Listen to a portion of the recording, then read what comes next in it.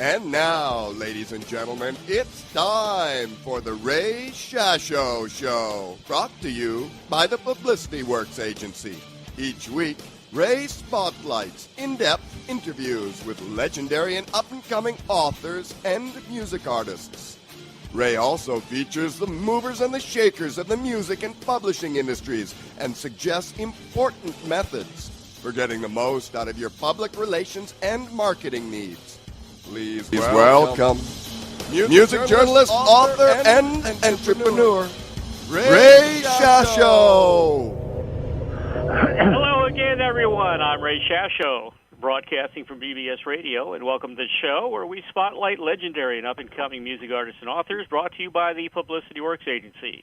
Call us today at 941-877-1552. Or visit www.publicityworksagency.com. Remember, we shine only when we make you shine. Ian McDonald is an English multi-instrumental musician, best known as a founding member of progressive rock group King Crimson, formed in 1969, and of the hard rock band Foreigner in 1976. He is also well known as a rock session musician, predominantly as a saxophonist. He also plays keyboards, flute, vibraphone, and guitar.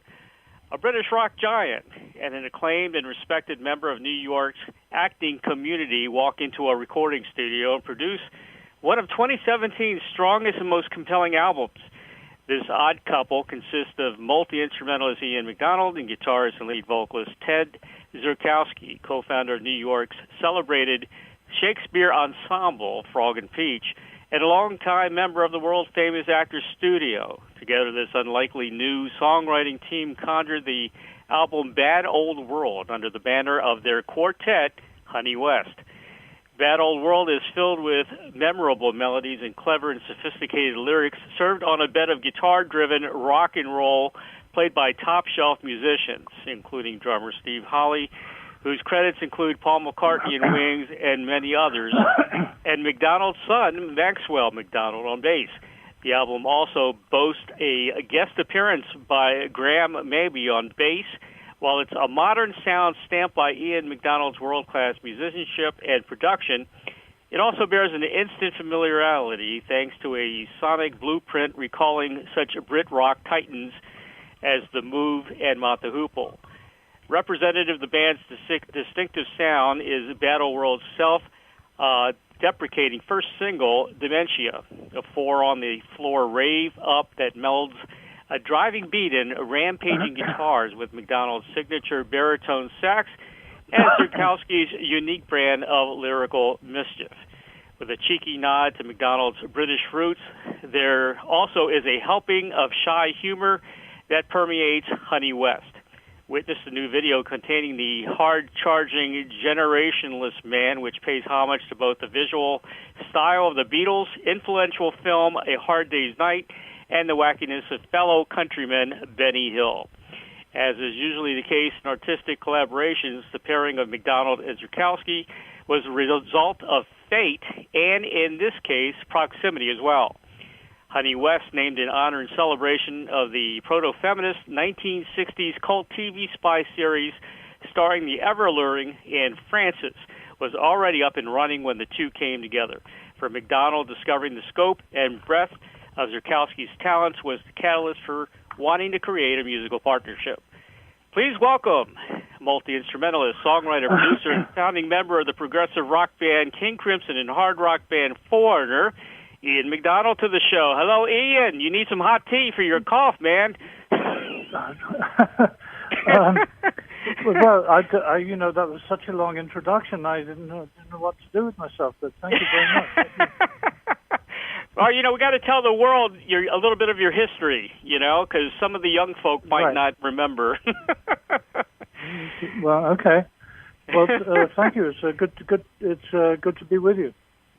So what's it like working with your son, Max? Well, it's great, of course. Very proud of him, of course, and he's a full-time member of the band now, and he plays on three tracks on the album, and he's if I say so myself, he's a very good musician, very good bass player, and he also plays guitar and keyboards and is a composer in his own right. But of course, it's wonderful playing with him. Yeah, of course. Is he a multi-instrumentalist like you? Does he plays a lot of instruments as well? Well, as I said, he plays guitar and piano and bass. He doesn't play any wind instruments, as far as I know. Mm-hmm. I mean, he's a very talented writer, and as I said, he's a composer in his own right. Now, you guys together are wonderful. I got to tell you, you and Ted.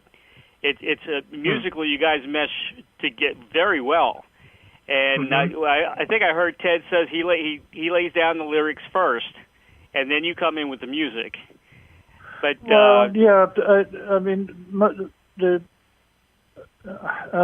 pretty much all the songs start with a lyric, right? And Ted may come in with some chord ideas and some an initial melody, and I will take it from there, and add a middle eight or a chorus or whatever, and we just essentially sit down with a couple of electric guitars and plug in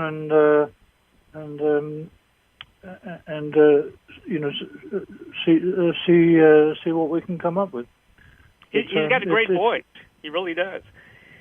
Well, he's yes, and yes, I recognized that when I first saw him play with the original Honey West band, which was a three-piece sort of alt country, for want of better description. I thought he was a very powerful singer and good stage presence and very intelligent writer, and I always like that. I like smart lyrics. I like smart music. Right. Yeah, being with King Crimson, definitely. Well, yeah, I suppose. Yeah. Very intelligent band. How did you guys first meet? And how did you guys connect? Where you wanted to start working together? Well, we literally lived across the street from one another here in New York, and really, huh? Yeah, and we eventually spoke. I mean, you don't normally go up to people and start speaking here in the city, but we eventually conneced, and I found out that he had this band Honey West, and I went to see them play, and ended up sort of joining forces. They were kind enough to let me get involved and join in, and the band went through a couple of personnel changes after I came in, but we eventually came up with we eventually wrote enough songs for an album and started recording, and that's what we had, and the result is the Bad Old World album that we have here, and I'm quite proud of it. I'm quite pleased with the way it turned out. I think it's basically some of my best work in terms of production and arranging and things like that. Well, you're 100% right. The production quality of this album is fantastic, and I gave it 5 stars. I think it's a wonderful piece. Great. Have you heard the whole album? Do you have the whole? Oh yeah, album? sure. Yep, I've got it. They sent it to me, and it's also already on YouTube. I don't know how they do that so quick. I hope you get paid for it. No, we don't. But no, I'm glad you have the physical CD. I encourage people to obtain that if they can. It's on Amazon, and because there's the artwork and there's a booklet with the lyrics and credits and all that sort of thing. So I encourage people to get the physical CD. Yeah, it's an original style rock and roll album. It's with a hint of there's some 60s in there, and I found some 80s in there as well. You got some great tracks, excellent tracks on there. So some of my favorites, of course, Generationless Man. To me a little bit like The Who, and then really cool lyrics, and that's one of my favorite tunes. Oh, okay, yeah, it's yeah. I mean, I think they're all the tracks are really good, and it's very they're all interesting very to good. hear. I agree. It's just very interesting to hear people's favorites, and the different songs come up, which to me is a really good sign, that are a lot of there are a lot of various favorites come up, and so Generationless Man, yeah, sure, that's one of the good ones. That's one of the good ones. Of course, the title track, Bad Old World, very cool track. Awesome guitar playing on that as well. Oh, yep, another favorite. That's all live, by the way. That track and many of the other. That was the vocal and the guitars are all recorded live. So. Oh, really? I didn't know that. Oh, yeah. So. So that's a lot of the album is recorded that way, including the vocals and the lead guitar parts, and with sort of production elements put on later or afterwards. But Bad Old World, that lead guitar was live in the studio. Yeah, sure. Dementia, wow. What a song that is. That good old rock and roll with a little Stones flavor in there, a little Kinks flavor in there as well. Fantastic tune. Fantastic. Well, that's another one with a live vocal. That was Ted singing. That was a live vocal.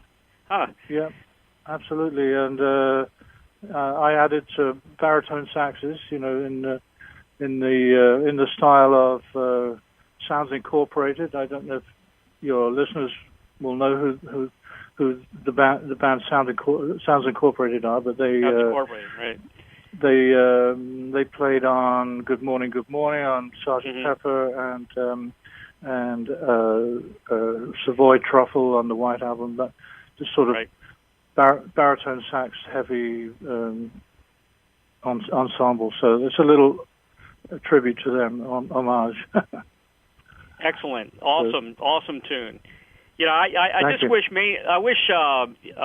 terrestrial radio was any good anymore, because a lot of these songs belong on, mainstream radio. I know we got the satellite out there now for everybody to enjoy, but I was a disc jockey back in the late '70s. I did top 40 radio, and it hurts me to not see a lot of these guys put out like you fantastic albums, and they won't put these great songs on there. It doesn't make sense, Yeah, I know, and well, this is an album. The tracks are sequenced. Yep. From beginning. There are 12 songs in a specific sequence, and and even in my mind, there's a side one and side two. It's just so. Right. We sort of. Made the album with that kind of thing in mind, even though it's not really that fashionable these days to do that, But I wanted to make an album in the true sense of the word, and I'm very pleased with the result. I think it turned out really well. Old Man is another excellent song, and I could swear I heard Mick Jagger in the background. Somebody sounds like Mick in the background. That's me. Is that you? Yeah. Another favorite, George Harrison like guitar work. It kind of sounds a little bit like George. Yeah. Yeah. Is that right. Was that you on guitar, or was? Yeah. I did all the lead guitar. That was you, huh? Yeah. Great song. Yeah. Thank you. Yeah, that's an interesting one that you would pick out.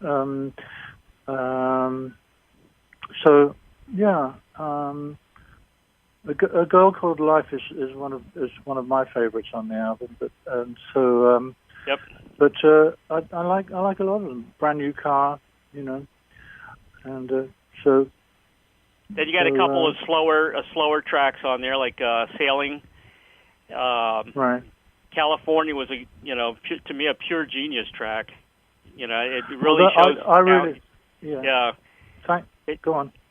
I was going to say it really spotlights both of you and your collaboration together on that one on California. Yeah. Well, I call that our breakthrough song because that was the first song that Ted and I wrote basically from scratch. So really? It's the first song that we sort of completed together, and so that's one of my favorites too. Sylvia Strange to me reminded me of the '80s a little bit and the MTV days. That was another good, very good, very different song. I always like to compare songs to other music, life experiences, and things like that. But it's a wonderful album. Like I said, 5 stars. It's available on Amazon now, so that everyone can pick it up on Amazon. Right. It's impossible for you to make a bad album. It's, with your talents and everything you've done. Well, that's very kind. That's very kind of you. And I'm going to get some hot tea to clear my throat. That's fine. Yeah, you deserve it. But I'll continue talking. Do you want to go? Yeah, that's fine. We'll continue to talk while you get your hot tea. How's that? No. I'm just kidding. Oh, okay. You sound better, by the way. You stopped coughing. So, I know.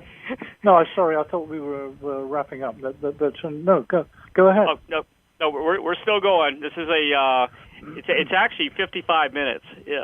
But if you have somebody, somewhere to go or something, just let me know as we go along. 55 minutes. It's a 55-minute. It's spotlight. It's all about you, So we do our best for promoting each artist that we talk to. What are you guys going to do now as far as tour dates? Are you going to do any tour dates now?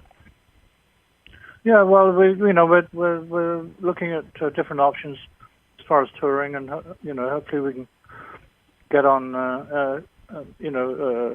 Some festivals and whatnot, but we're doing gigs locally so far here in New York. Okay. But we that's something that we are working on, touring and doing other shows. Right. And the gigs that we've done so far have been very well received. So yeah. Good. It's a great band. Thank you. You were on board for the first 3 Foreigner albums, the debut album, 77, Double Vision, and Head Games. You guys had a 40th anniversary reunion at Jones Beach Theater. Right. They brought in Lou Graham, who I've interviewed before. Lou's a great guy, and I'm so happy that he's out there singing again, and he sounds great.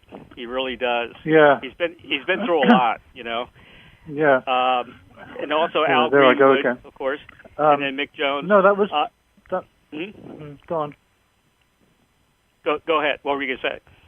No, I was just going to say it was great to get together with with the original, some of the original anyway guys, including Al Greenwood and of course Lou. And yeah, you're right. Lou sounds really good. He's in good voice. This is the best I've heard him for a long time. And hopefully we can do more of that kind of thing. That was the Jones Beach gig. That's it's an amazing venue. It's this huge amphitheater on Long Island here, and never played there before. So yeah, that was great. We did two of the original songs, "Long Long Way from Home" and "Heart Blooded," and also their big hit, "I Want to Know What Love Is." Right. We all joined in on that. So yeah. Everyone needs to go on YouTube to see those two songs from the 40th anniversary reunion, because they're right. wonderful, and you guys were in great form that night as well. I'd love to see you guys all get back together again. Hopefully there'll be more things like that. Yeah. I think that was a sort of a test run, as it were, to see if it worked and make sure everyone was into it. But yeah. Would you be up for that if it came across? I mean, if sure, yeah, absolutely, yeah. As I said, it was great, getting together with the original guys, and the current band is they're really a nice, great bunch of guys, and so yeah. You were there in the beginning, right? Were you there when they were auditioning singers, and then they finally picked Lou? You guys went through a lot of singers before you got Lou. Is that true? Well, no, I was a founding member, and right. We did audition some singers, and then I went over to Mick Jones's place one day, and he put on the Black Sheep album. Right. Just on the turntable, and I heard Lou's voice, and after about 15, 20 seconds, I said, "That's our guy. That's him." but we still had to go through doing demos and things like that. And Mick, with this is him. This is our guy, and of course he was, But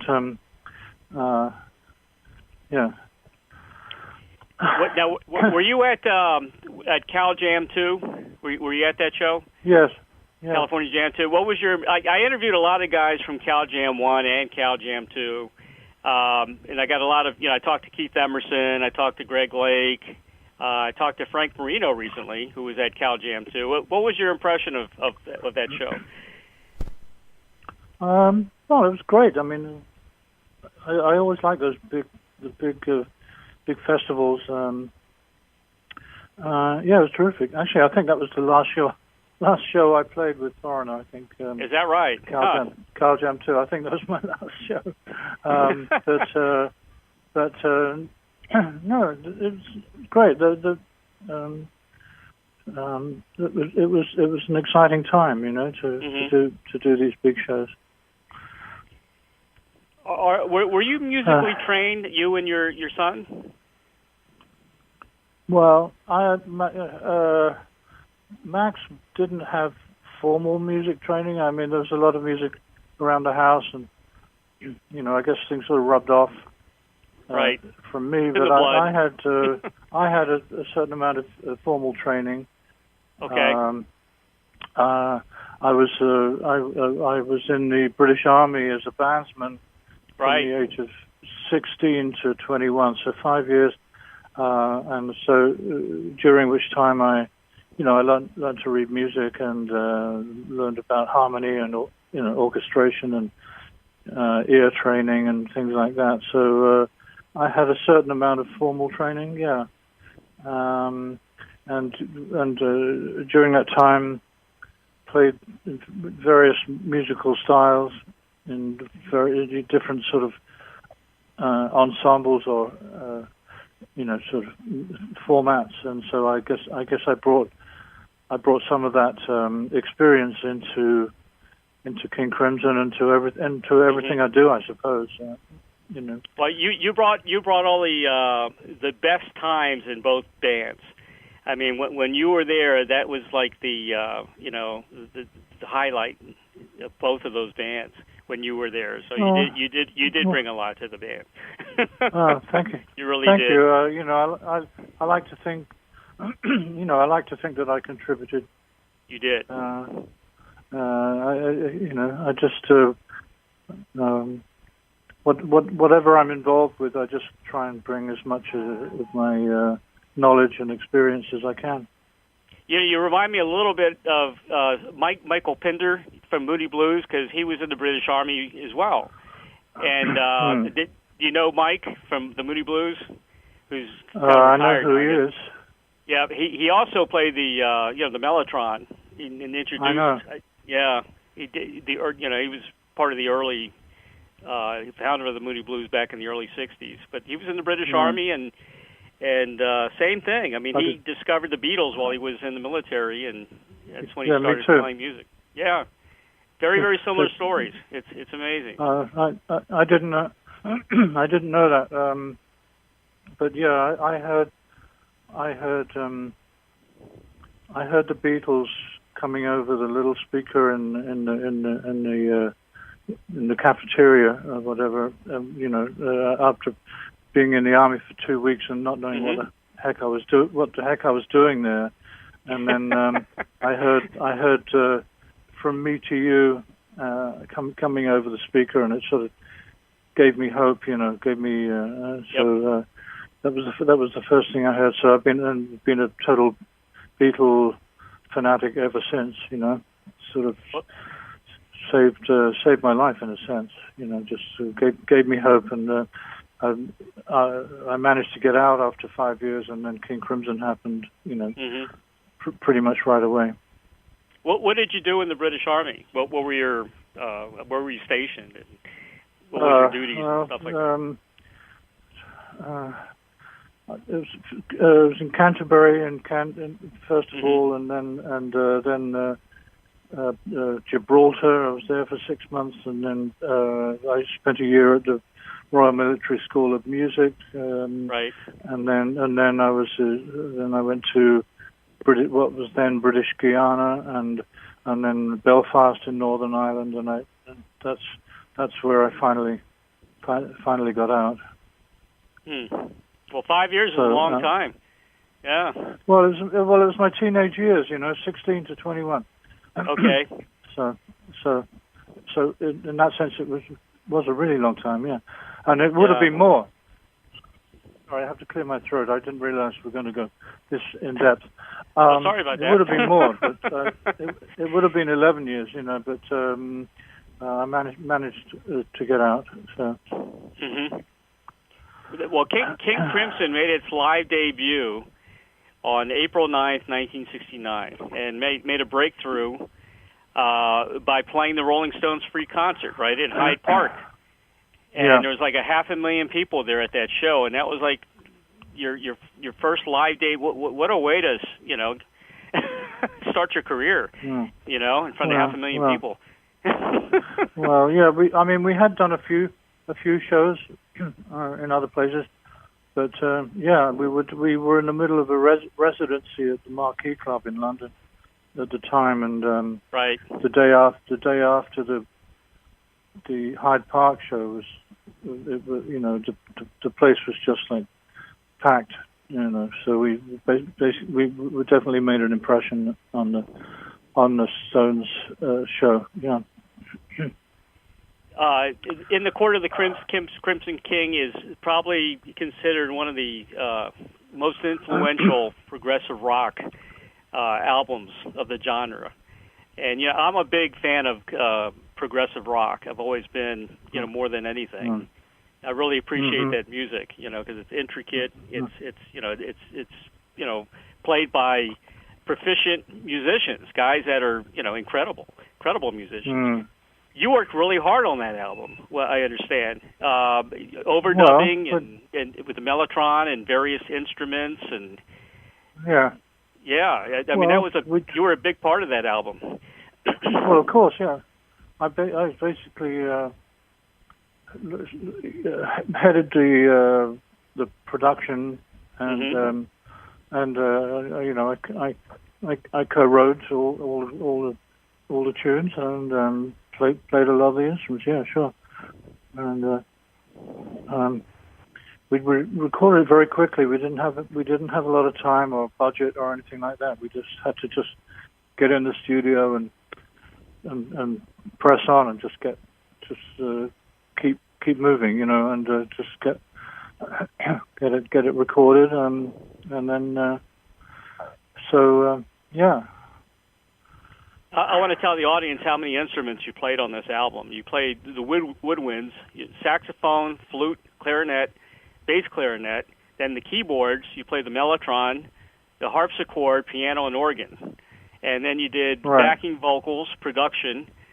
You played the vibraphone. I mean, that's your album. Right. Well, I had a lot to do, Yeah, I mean, I get involved, What yes, can I you say? do. I mean, that's one of the top albums in history as far as progressive rock and just rock in general. Well, was there some some issues with that though, as far as distortion in the album after you guys recorded that? I heard there's some kind of.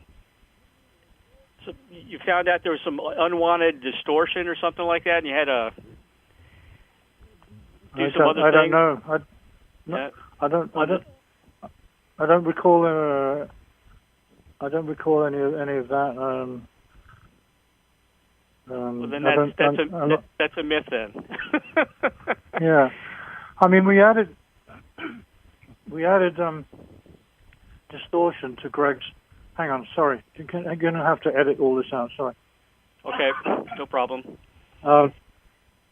We added distortion to Greg's voice on Schizoid Man. I mean that was intentional.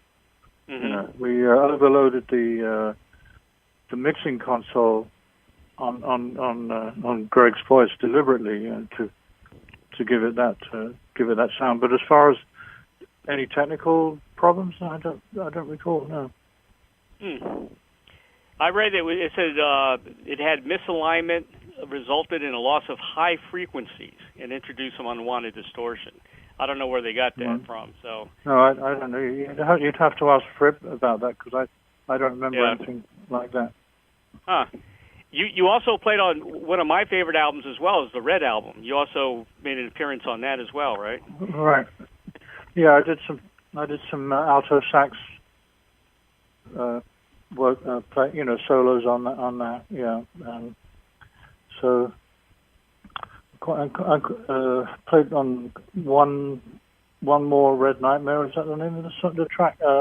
Right. I quite like the solo on that. I think that worked out fairly well.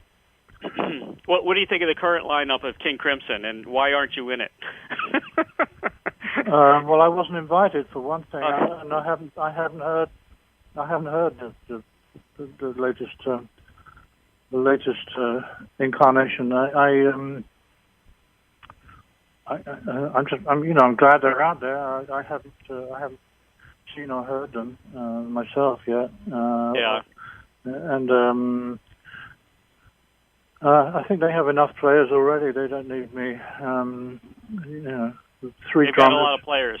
Yeah, they do have a lot of players in the band right now.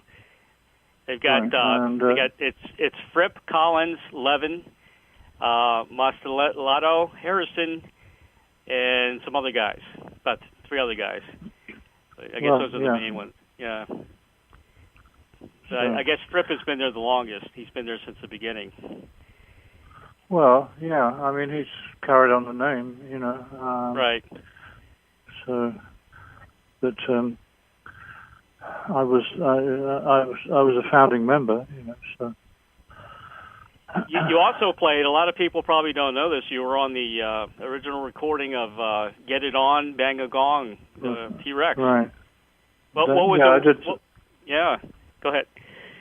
No. I played the saxes on that. So baritone sax and also alto. There's an alto sax in there as well. But, that's another all-time classic. That it is timeless. What was it like working with Marc Bolan? It was great. I mean, everything was done very quickly. Really? It was Tony Visconti was producing, but Marc didn't want to dwell on details. You know, he just get the song down and get the next one done. You know, it was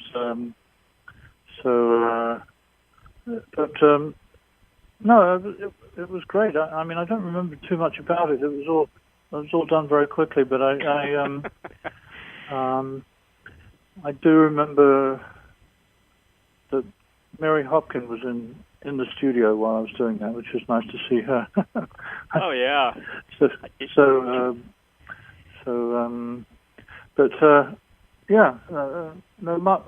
Marc was great. As I said, you know, just didn't want to hang around and refine things too much. Just you know, get the song recorded and move on. Mm-hmm. Well, I think Rick Wakeman played on that, and also Bill Legend on drums, Steve Curry. I think they were on the track, and they credited Marc Bolan and Howard Kalin from the Turtles as backing vocals, which I didn't know that. That's true. Yeah, I had no idea. I know Marc and Howard, both of them, and they're good guys, both of them. Yeah. Still rocking and rolling with the Turtles. Yeah, that's them on backing vocals. Yeah. I had no idea. You also did collaborations, awesome collaborations with John Wetton. God rest his soul. He was, you know, he's going to be very missed. And Steve Hackett, who I've had on the show as well. You do a fantastic version of Watcher of the Skies. And again, people can see that on YouTube. Yeah, that's incredible. And again, you mesh well. They're very good friends of mine. I've known Steve Hackett since even before the Genesis days. So we go way back. He's a very good friend of mine, and of course, John Wetton was a great friend of mine also. And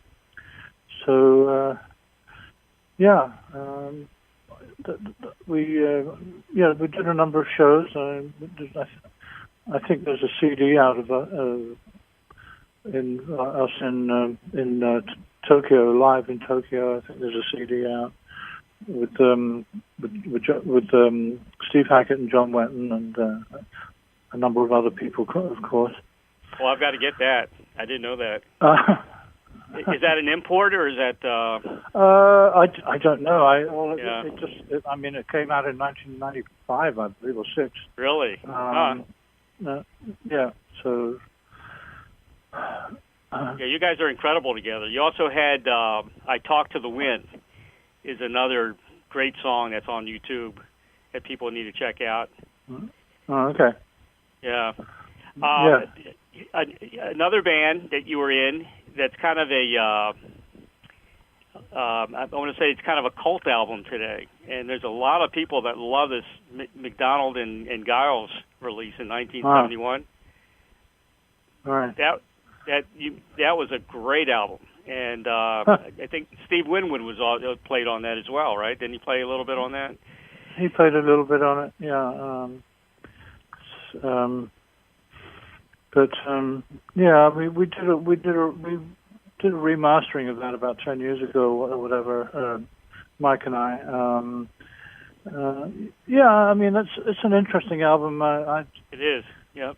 I'd love to have the opportunity to remix it, but I don't know where the multi-track tapes are. But we did manage to do a remastering, and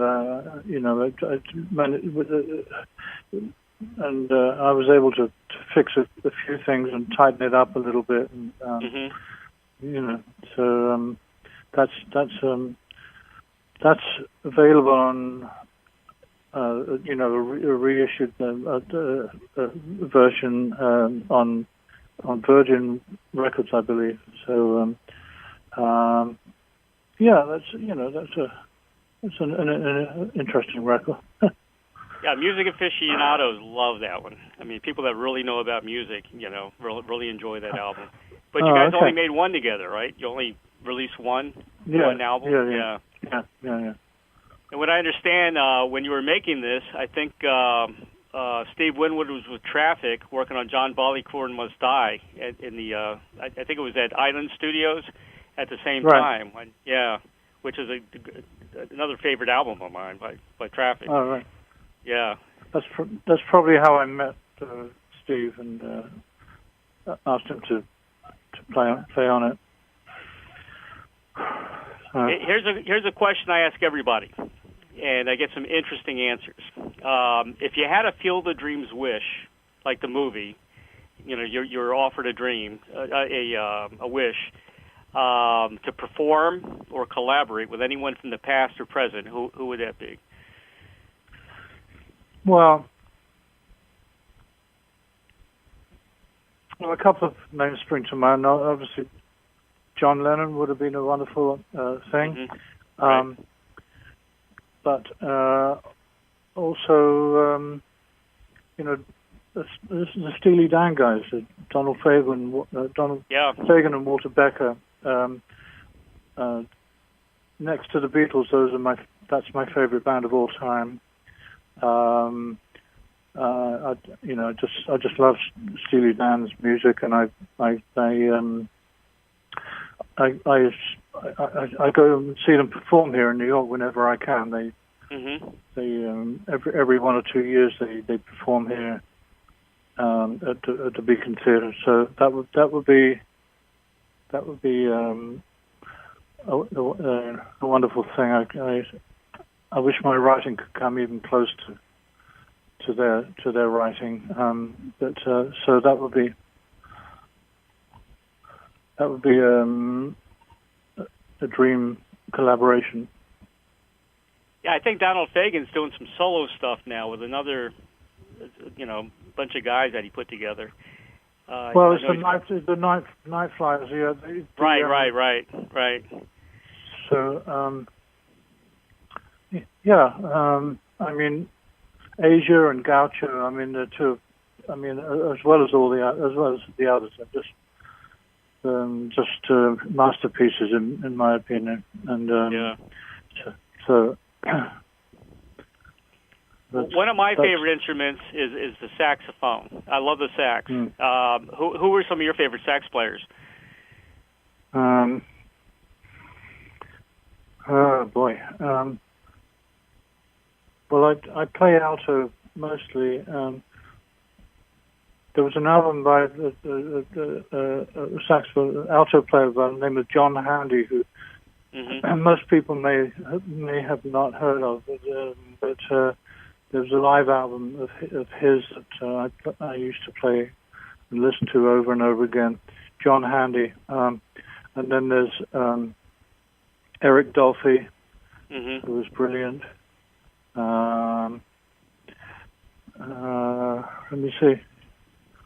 Yeah, there's a couple of players that come to mind. How about Coltrane? I like Coltrane. He's a tenor player. Charlie Parker. Pardon? Charlie Parker. Well, yeah, Charlie Parker, of course, was in the alto, but obviously these guys are great, and goes without saying, really. Coltrane. He's one of the few people that can make the soprano sax sound decent, in my opinion. Yeah. I don't hate many instruments, but the soprano just drives me. I can't stand the sound of soprano sax. But Sidney Bechet was another one. He could make it sound okay. I love the baritone sax. I listen to all music. I don't like zone in on players that play the same instrument as myself necessarily. Right.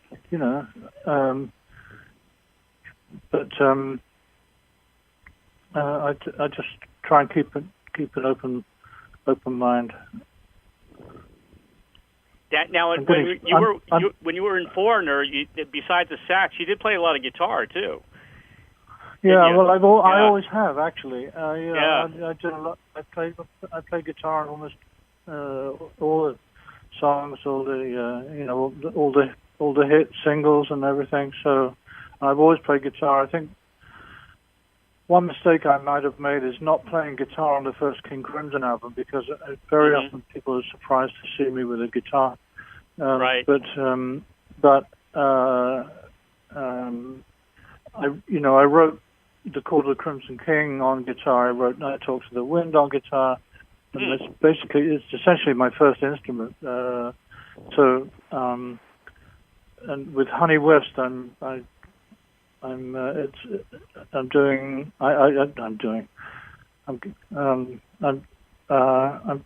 essentially playing a guitar on all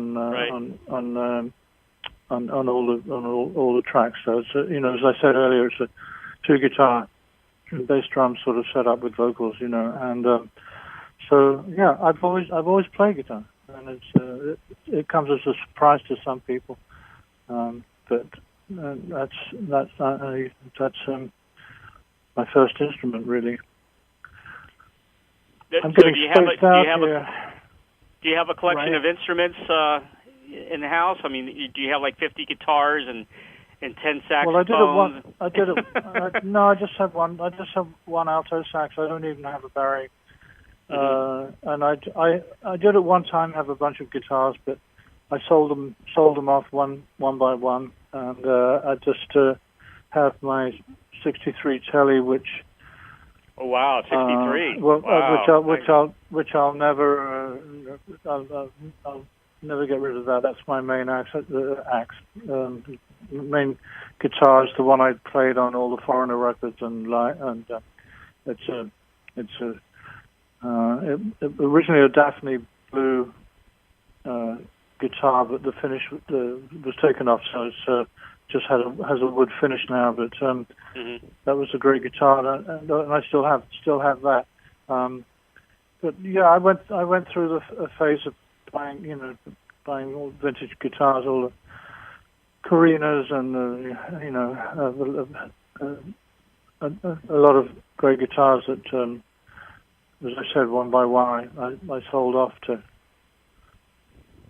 Yeah, a lot of guys are doing that. They are selling their guitars off. I know Clapton did that for a while, selling off a lot of his guitars, and a lot of other guys I talked to. Why is that? Well, he did that for charity. I did it because I needed. I had bills to pay. Okay, that makes sense. I had rent and other expenses. Right. So I didn't necessarily want to sell them, but Right. And also it was right before the whole vintage guitar boom took place. So that's right. I just kind of missed that boat a little bit. That's a shame. But, yeah. Yeah. But anyway. Guitars are like they're better than the stock market. I mean, if you get the right guitars, you can really clean up, and make a lot of money. Well, I know that.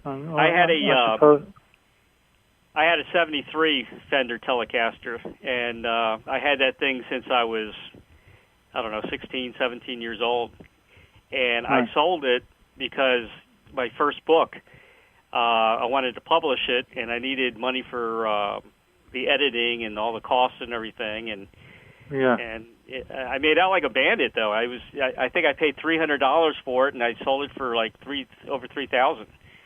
Oh, really? Wow. Yeah, and it had a lot of autographs on there too. I had Johnny Winter and John Kay from Steppenwolf and Alvin Lee.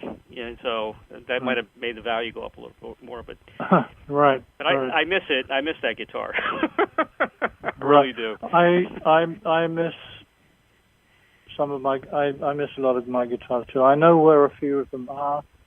So I don't know. So. If I end up making a fortune from this Honey West album, then maybe I can buy buy some of them back. There you go. Or maybe a tour, Right. Yeah. Maybe a Honey West tour would be nice. Ian, is there anything else you'd like to add or promote? I know we covered a lot. Well, what's next? I'm sorry? What's next? What are you gonna be working on next? I know you want to get the most out of this album. Everybody needs to buy it. We're Ted and I are writing. Okay. More songs for another album. Awesome. But I would really like for people to hear this Bad Old World album, and if possible, to obtain a physical copy, because there's artwork and there's credits and lyrics and a booklet and all that goes with it. So that's what I'd really like for people to have and enjoy the album as an album, not just sort of just a download of a song here and a song there. Exactly. But that's the way things are these days. So, as I said, I'm really proud of the album. I think it's some of my best work production-wise, and I'm really the songs that Ted and I composed, I think are very good, and we'll take it from here. With the next album, are you thinking about pretty much the same style as this one, or do you have anything else totally different in mind? I don't know. I don't really want to try and do Son of That Old World with the songs that will be different, and I don't even know if I will record in an album context. Okay. But so we'll see. But we are writing and coming up with some good ideas. Ian, thank you so much for being on the show today, and for all the great music you bring us. Thank you, Ray. You're a wonderful musician, and you've done some fantastic things in your career, and we look forward to more great music with Honey West. Great. Thank you, Ray. Thank you for your interest and your expert knowledge. Thank you, Ian. Thanks a lot. Okay, cheers. Okay, thanks. Bye. Bye-bye. Bad Old World by Honey West is available to purchase at Amazon.com. For more information on Honey West, visit www.honeywestmusic.com or on Facebook at www.facebook.com/honeywestmusic. Very special thanks to Randy Alexander, President and CEO of Randex Communications, for arranging this interview with the great Ian McDonald. And to Doug and Don Newsom with VBS Radio for making it all happen every show. Join me bi-weekly Mondays at 3 p.m. Pacific, 6 p.m. Eastern on The Ray Shasho Show. If you have comments or suggestions or would like to be a guest on The Ray Shasho Show, call 941-877-1552 or email us at ray@publicityworksagency.com. And don't forget to purchase a copy of my book entitled Check the G's, The True Story of an Eclectic American Family and Their Wacky Family Business, or the second edition entitled Wacky Shenanigans on F Street, Proud to Be Politically Incorrect in Washington, D.C., available now at Amazon.com, and I promise you will live it. Have a great week, everybody. Thank you, everybody, for listening to The Ray Shasho Show, brought to you by the Publicity Works Agency. Call 941-877-1552 or visit us at publicityworksagency.com, specializing in author and music artist publicity plans. We shine when we make you shine. Join Ray Shasho every Monday at 3 p.m. Pacific, 6 p.m. Eastern on PBS Radio, Station 1.